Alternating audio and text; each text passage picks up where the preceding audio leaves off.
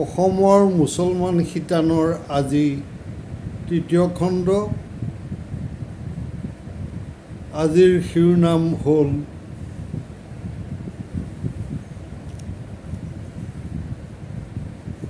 যুদ্ধবন্দী স্বৰূপে অসমত মুছলমান।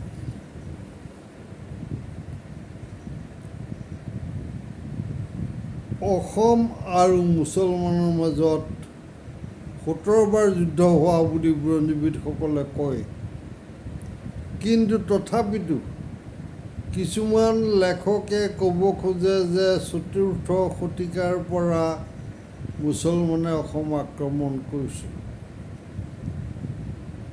এই ক্ষেত্ৰত আমি কওঁ যে 4ৰ্থ শতিকাত মধ্য এছিয়াৰ আফ্ৰচিয়াবে অসম আক্ৰমণ কৰিছিল আৰু সেই সময়ত শংকৰলাদেৱক পৰাজয় কৰিছিল। তাৰ কিছুদিনৰ পাছত পাৰস্যৰ সম্ৰাট গুষ্টাচিবে কামৰূপৰ মাজেৰে চীনদেশ জয় কৰিছিল। আৰু উভতি আহোঁতে তেওঁ কামৰূপত 1200 টোপোলা সোণৰূপ থৈ প্ৰত্যাৱৰ্তন কৰিছিল। যে কথা হ'ল কি, মধ্য এছিয়াৰ পৰা হওক বা পাৰস্যৰ পৰা হওক, তেওঁলোক আহিছিলে 4ৰ্থ শতিকা 5ম শতিকাত। কিন্তু ইছলাম ধৰ্ম সৃষ্টি হৈছিল 610 খ্ৰীষ্টাব্দত, অৰ্থাৎ 7ম শতিকাৰ আদিভাগৰ পৰাহে ইছলাম ধৰ্মৰ মুছলমান আছিল। গতিকে 4ৰ্থ-5ম শতিকাত পৰৱৰ্তী কালত ইছলাম দেশ হ'ল বুলিয়েই পাৰস্য বা মধ্য এছিয়াৰ পৰা অহা আফ্ৰচিয়াবৰ আৰু গুষ্টাচিবক আমি মুছলমান বুলি ক'ব নোৱাৰোঁ। সেইকাৰণে তেওঁলোকক অসম আক্ৰমণৰ ক্ষেত্ৰত আমি আলস্য বুলি নাভাবোঁ। অসম আৰু মুছলমানৰ মাজত বুৰঞ্জী অনুসৰি 17 বাৰ ৰণ লাগিছিল। কিন্তু ইয়াতো এটা কথা আছে, ইয়াত মহম্মদ শ্বাহৰ আক্ৰমণ এটা ডাঙৰ প্ৰশ্নৰ ভিতৰত সোমাই আছে। কাৰণ কেইখনমান অসম বুৰঞ্জীৰ বাহিৰে কোনো বুৰঞ্জীয়ে মহম্মদ শ্বাহে অসম আক্ৰমণ কৰাৰ বিৱৰণ নিদিয়ে। তেওঁৰ 1 লাখ সৈন্য অসমত ধ্বংস হোৱাৰ কথাও নকয়। তথাচ কেইখনমান বুৰঞ্জীয়ে ক'ব বিচাৰে যে মহম্মদ শ্বাহে অসম আক্ৰমণ কৰিছিল। সেইকাৰণে মহম্মদ শ্বাহৰ অসম আক্ৰমণ প্ৰশ্নবোধ কৰি ৰাখে। যি কি নহওক, এই অসম আৰু মুছলমানৰ যিলানি যুদ্ধ হৈছিল, এই যুদ্ধৰ কোনোখনত কেতিয়াবা অসম জয়ী হৈছিল, কেতিয়াবা মুছলমানসকল জয়ী হৈছিল। ফলস্বৰূপে কি হৈছিল, সেই যুদ্ধ ক্ষেত্ৰত কেতিয়াবা 2-এজন মুছলমান পৰস্পৰৰ সৈন্যবাহিনীক আবদ্ধ কৰিছিল, কোনোবা পলাই গৈছিল। এইদৰে হয়তো মুছলমানৰ লগত অহা সৈন্য কিছু অসমত থাকি গৈছিল, যাক বুৰঞ্জীত উল্লেখ কৰা নহয়। বুৰঞ্জীৰ উল্লেখ অনুসৰি 1256-57 খ্ৰীষ্টাব্দত মালিক উজবেক বগিচুদ্দিন তুঘ্ৰীল-খাই কামৰূপ আক্ৰমণ কৰে। তেওঁ জয়লাভ কৰিছিল। কামৰূপত তেওঁ এটা প্ৰথম মছজিদ পাতিছিল। সেই মছজিদত তেওঁ খুতবা পাঠ কৰি জুমা নমাজো পঢ়িছিল।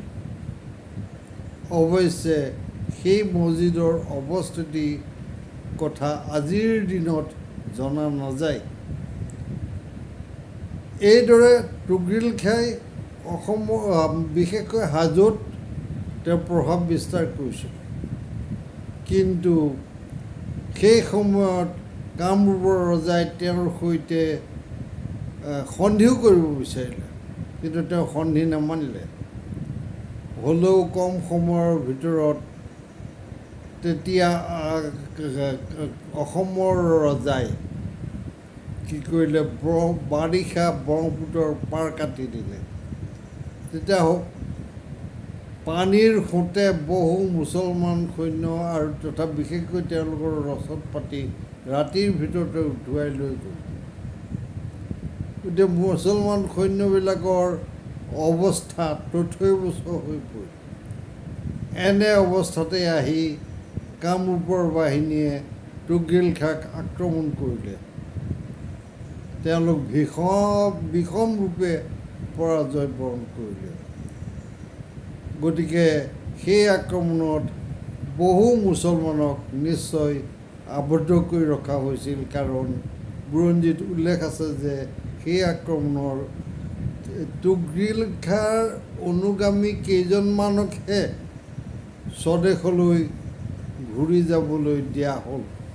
অৰ্থাৎ তেওঁৰ সৈন্যবাহিনীৰ কিছুমান এই দেশত বন্দী হৈ থাকিব।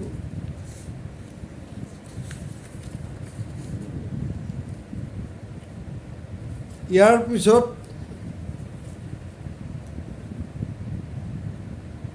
গৌড়ৰ ৰাজকুমাৰী, কমতাপুৰৰ ৰাণী গৌৰমাৰ প্ৰশ্নলৈ বংগৰ সেনাপতিৰ তুৰ্বক আহি কছাৰী ৰাজ্য ভ্ৰমি ফুৰিছিল, আৰু তুৰ্বকৰ আগমনটো আহোমৰ কাৰণেও বিপদজনক আছিল। গতিকে তুৰ্বকক আহোমে বাধা দিছিল। তেতিয়া আহোমৰ ৰজা আছিল স্বৰ্গদেৱ চুহুংমুং দিহিঙীয়া। যেই নহওক, কেইবাখনো যুদ্ধৰ শেষত 1531 খ্ৰীষ্টাব্দত তুৰ্বক আৰু চুহুংমুঙৰ সৈন্যৰ মাজত ৰণ লাগে।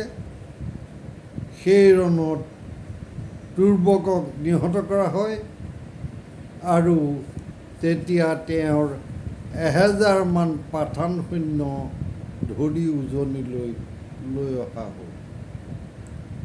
সেই পাঠান সৈন্যবোৰে যিকোনো প্ৰকাৰে আহোমৰ অধীনৰ পৰা মুক্ত হ'বলৈ চক্ৰান্ত কৰি আছিল। কিন্তু ৰজাঘৰীয়া কামৰ দায়িত্বত কামত যেতিয়া তেওঁলোকক খটুৱা হ'ল, বিশেষকৈ ঘৰুৱা কাম মনত খটুৱা হ'ল, তেতিয়া নিজে তেওঁলোকে অপাৰগতা দেখুৱালে। অৱশেষত ৰজাই তেওঁলোকক মুকলি কৰি দি নিজে যি পাৰে কৰি খাবলৈ দিলে। তেতিয়া তেওঁলোকে পিতল খুন্দি খুন্দি বাচন বৰ্তন বনাই এই অসমত থাকিবলৈ ল'লে আৰু তেওঁলোক মৰীয়া নামে পৰিচয় পালে। ইয়াৰ পাছত আহোম ৰজা প্ৰতাপ সিংহৰ দিনত আহোম আৰু মোগলৰ ভিতৰত, মুছলমানৰ মোগলৰ ভিতৰত বহু যুদ্ধ লাগিছিল, বিশেষকৈ তেওঁৰ শাসনৰ সেৱাৰ পালে। এই যুদ্ধবোৰত বহু মুছলমান সৈন্য অসমত থাকি গৈছিল। গতিকে এইদৰে বুৰঞ্জীত সেইবিলাকৰ সকলোৰে কথা নাথাকিলেও কিছুমান যে ইয়াত থাকিছিল সেই যুদ্ধবোৰত, এইটো নিশ্চিত। কাৰণ কি যে যুদ্ধবোৰত কোনোখনত প্ৰতাপ সিংহ জয়ী হৈছিল, কোনোখনত মোগলৰ জয়ী হৈছিল। গতিকে এনেকুৱা অৱস্থাত সেই সৈন্যবিলাকক অসমত ধৰি বান্ধি ৰখা হৈছে। আৰু প্ৰতাপ সিংহৰ দিনত সাতসৰী অসম বুলিয়ে কয় যিখিনি মুছলমান সৈন্যক ধৰি বান্ধি ৰখা হৈছিল, সিহঁতক এইসকলক নি ঠায়ে ঠায়ে পাতিলে। কেতু ডাঙৰীয়াবোৰক বাতি দিলে। গতিকে এইদৰে কিছুমান মুছলমান সৈন্য অসমত থাকি গৈছিল। প্ৰতাপ সিংহৰ দিনতেই আকৌ মোগলে কোচ ৰাজ্য আক্ৰমণ কৰিছিল। এতিয়া আজিৰ দিনত অসম বোলোতে কোচ হওক, কামৰূপ হওক, সৌমাৰ হওক একেলগে সোমাই আছে, কিন্তু তেতিয়া কোচ ৰাজ্য অলপ পৃথক আছিল, কামৰূপ পৃথক আছিল। গতিকে মোগলে যুদ্ধ কৰোঁতে কেতিয়াবা কোচৰ লগত কৰিছিল, কেতিয়াবা কামৰূপৰ লগত কৰিছিল, কেতিয়াবা আহোমৰ লগত কৰিছিল। গতিকে মোগলে যেতিয়া প্ৰতাপ সিংহৰ ৰাজত্বকালৰ সেই সময়ছোৱাতেই কোচ ৰাজ্য আক্ৰমণ কৰিছিল। কোচ ৰাজ্যৰ ৰজা আছিল চন্দ্ৰনাৰায়ণ। সেইবাৰলৈ আকৌ চন্দ্ৰনাৰায়ণে মোগলক পৰাজয় কৰিবলৈ সক্ষম হৈছিল। মোগলৰ বহু সৈন্য তেওঁৰ হাতত বন্দী হৈছিল। বুৰঞ্জী অনুসৰি সেই সৈন্যবোৰক বোলে বৰ্তমান কলাইগাঁও মৌজাৰ এডোখৰ ঠাইত দাস হিচাপে বিক্ৰী কৰা হৈছিল। সেই ঠাই বোলে পাছলৈ নাম হ'ল মোগল বেচা, কলাইগাঁও মৌজাত।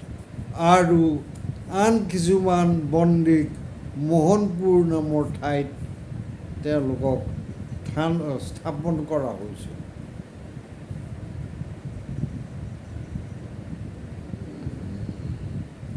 ইয়াৰ পিছত যেতিয়া জয়ধ্বজ সিংহই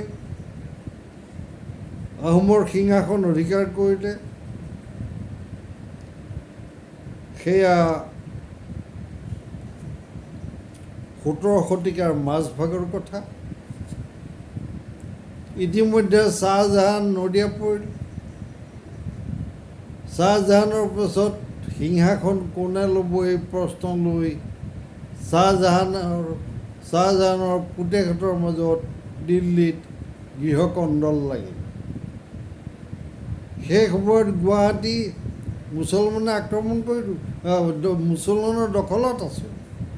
গতিকে জয়ধ্বজ সিংহই ভাবিলে যে এইটো এটা সোণালী সুযোগ, যিহেতু মুছলমানসকল এতিয়া দিল্লীৰ গৃহকন্দলত বন্দী থাকিব, এই সুযোগতে অসমৰ পৰা তেওঁলোকক খেদি পঠোৱা হ'ব। গতিকে তেওঁলোকে সেই সময়ত মুছলমান ফৌজদাৰক জয়ধ্বজ সিংহই খেদি নি মানাহ সিপাৰ কৰিলে।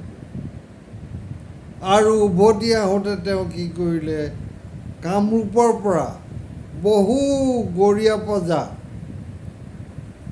প্ৰজা তেওঁ ধৰি লৈ গ'ল, নি সেইবোৰ আহোম ৰাজ্যত ৰাখিছিল। কাৰণ কি, আজিৰ দৰে তেতিয়া জনসংখ্যা অধিক নাছিল। গতিকে বহু ঘৰুৱা কাম বন কৰিবৰ কাৰণে মানুহৰ প্ৰয়োজন হৈছে।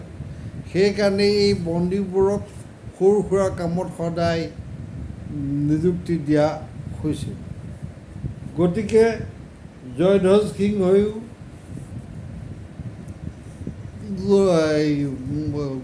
কামৰূপৰ পৰা গৌৰীয় প্ৰজাক নিছিল।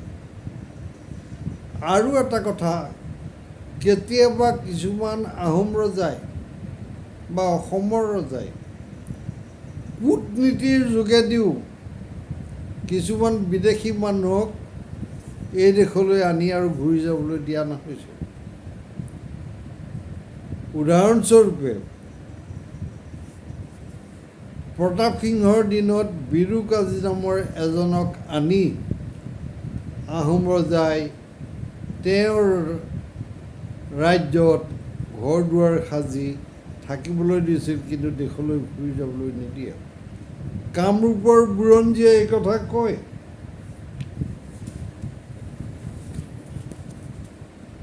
কামৰূপৰ বুৰঞ্জীয়ে কয় যে কাৰ্জী এখন থাকক, মোকে বঙালকে মিলাব নোৱাৰে মানে,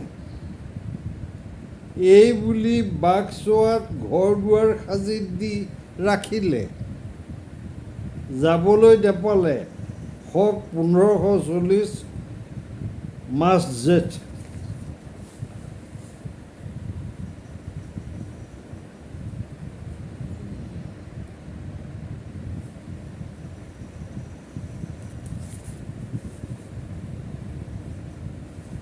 ইয়াৰ উপৰি মীৰ জুমলা যদিও জয়লাভ কৰিছিলে, যদিও মীৰ জুমলাই গড়গাঁও অধিকাৰ কৰিছিলে, ৰজা পৰ্বতলৈ পলাই যাব লগা হৈছিল, যাৰ কাৰণে অসমৰ ৰজাক ভগনীয়া ৰজা বোলা হৈছিল। কিন্তু বাৰিষা কালছোৱা মুছলমান আক্ৰমণকাৰীৰ কাৰণে অতি বিপদজনক আছিল, কাৰণ ইয়াত বানপানী হয়, বাট পথ দুৰ্গম হয়, আৰু সেই চোৱা কালতেই মুছলমান সৈন্য অসমত বেমাৰ আজাৰো হয়, গতিকে অসমত তিষ্ঠিব নোৱাৰে। গতিকে মীৰ জুমলাও ঠিক তেনেকৈ বাৰিষা কাল অহাত অতৰ্কিতে আহোমে আক্ৰমণ কৰিলে। সেইখন যুদ্ধত মীৰ জুমলা পৰাজয় হ'ল, আৰু তেতিয়া অৱশেষত আহোমৰ যি প্ৰস্তাৱ আছিল যে তেওঁৰ কৰতে দিয়া হৈ হ'লেও, আহোম ৰাজ্যক মোগলৰ কৰতলীয়া কৰি হ'লেও মীৰ জুমলা ঘূৰি যাব লাগে, গতিকে সেই সন্ধি কৰিবলৈ তেওঁ মান্তি হ'ল, আৰু সেই সন্ধি অনুসৰি ৰমণী গাভৰুক লৈ মীৰ জুমলা ঘূৰি গ'ল।